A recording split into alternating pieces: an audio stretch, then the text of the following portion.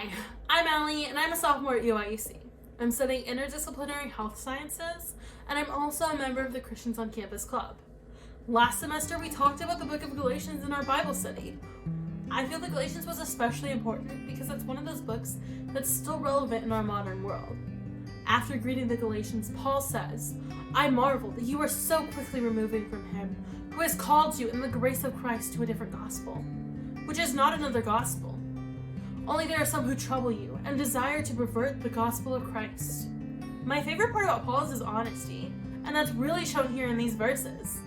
Here he's saying that he's astonished at how quickly we turn from God to the other things that are in our lives. This is still extremely relevant today because maybe you want to binge watch a show on Netflix or FaceTime your friends rather than reading your Bible or praying the Word. We tend to believe that our lives are too busy, and for many of us that means putting our faith on the back burner, unfortunately. Paul asks us if we are aiming to please God or men. How many of us actually take the time to think about this? We're worried about pleasing ourselves, which lasts only momentarily, rather than pleasing God, which lasts for all eternity.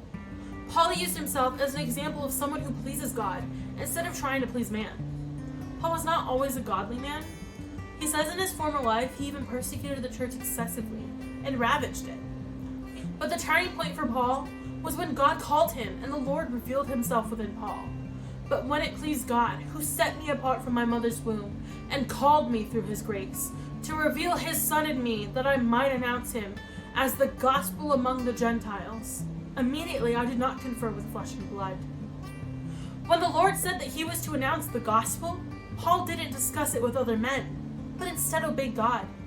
Paul's personal story assures us that no matter where we've come from or what kind of life we've led, the Lord still wants to reveal himself to us and call us to follow him. Turning your life to God may not always please men, but it will, without fail, please our Father.